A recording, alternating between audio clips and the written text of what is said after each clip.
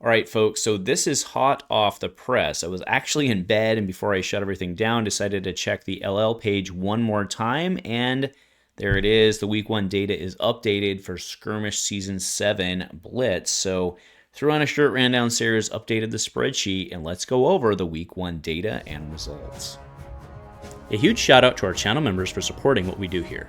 If you want to get involved with the channel and the Dice Commando community, please consider joining as a channel member. Remember, these videos are only possible with your support. You can show that support with a like, a subscribe, and by leaving us a comment and sharing your feedback. Community first, and go Commando. Hey there, my flesh and blood friends. Welcome back to Dice Commando and Go Again Fabulous Casts. And as I mentioned in the intro, late night for me. So actually, by the time this goes up, it will even be morning for me. So good morning to you all. Happy Thursday, and let's go over the week 1 data. Kind of funny, by the time this goes up, in certain parts of the world, there will almost be Skirmish Season week 2 starting. But either way, let's go over the week 1 data, some interesting results out of that. So you can see I've updated the spreadsheet. It's obviously gotten longer, or wider, I should say, because of adding columns, and that's how this works. So do want to keep in mind perspective.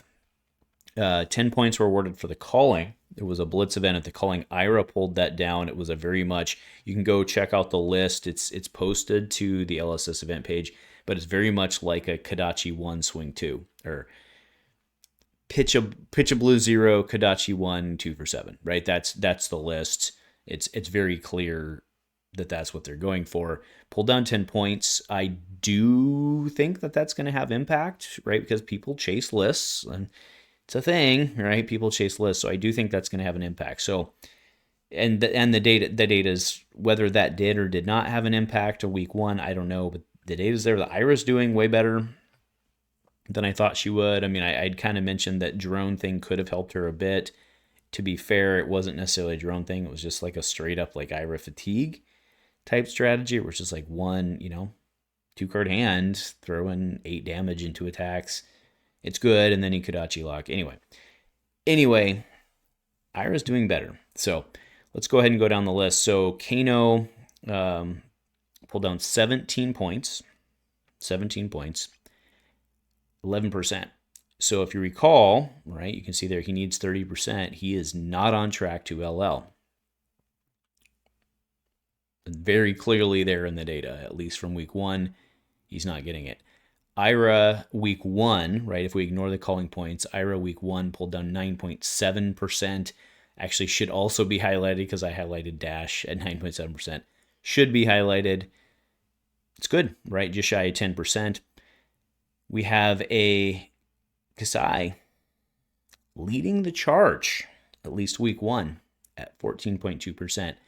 I do have to say, I had mentioned in kind of the recap last week, or the second try at the recap last week, that Kassai is really hard to sideboard against. She is, right? And I don't think that that's lost in the data here, at least week 1, right? People can adapt and people can figure it out, and you kids are all smart.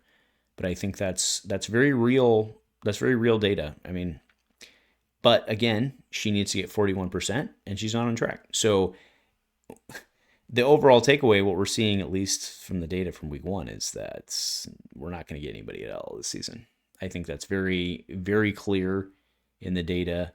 And we'll have to see with the 3 weeks, coming to the conclusion of his sideboarding working. I would have to say it is against Kano. I mean, as strong as I think Kano was going to be, we were like, maybe he will, maybe he won't. Well, he's definitely not. And you have to attribute, you have to attribute the sideboarding to that. I think that's the only reasonable thing. Chane is actually outperforming Kano, which is really surprising me.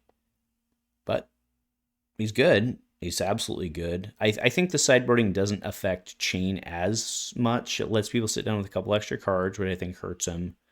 But I think it doesn't affect him as much. Briar at 6.5%, that actually surprises me that that's that high, right? Because you figure if people are running Oasis Respite and stuff, like Oasis Respite's pretty good to Rosetta Thorn. Like, it's like a really good card in a Rosetta Thorn. So I'm surprised she's actually doing as well as she is. And Dash at roughly 10%. Now, we did have some notable pickups Again, they aren't highlighted, but if we go down, we have Bravo at roughly 5%. That's good. Prism at 5% is admittedly lower than what I thought, but if you go down and you look very bottom there, Prism Advent of Thrones is 3.2%. So collectively, the Illusionists are, 8-9%. I mean, if you look at this, like, it's pretty hard to argue that it's not a balanced meta, right? Which sucks for those of us who want drone to go away. That's too bad. But it is an argument for the sideboarding, right? I mean, to be fair, we didn't have an apples to apples to compare it with in terms of this meta without Iyslander and Oldhim previously, but it's worth noting. Levia pulled down 7 points, 4.5% of the wins, and I want to go down to Yoji.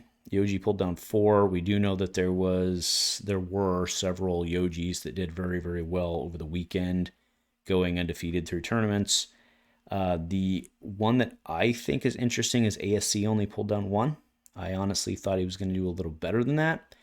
And Emperor did pull down 3. One of them was DC team member Aaron. So shout out to you, man. Congratulations.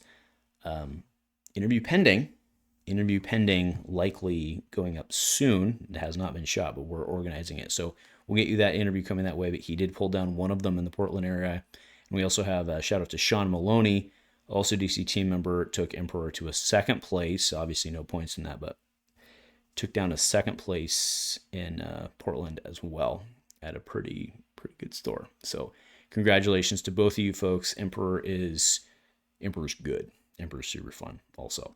So anyway, I'll kind of put the bow on this and get out of here, but this is really surprising to me personally on where I thought things were going to go. Kano being so low. I mean, it's the only reasonable conclusion, I think, is that, well, there's two. One, I was just wrong AF, which is probably always true. Just ask my wife.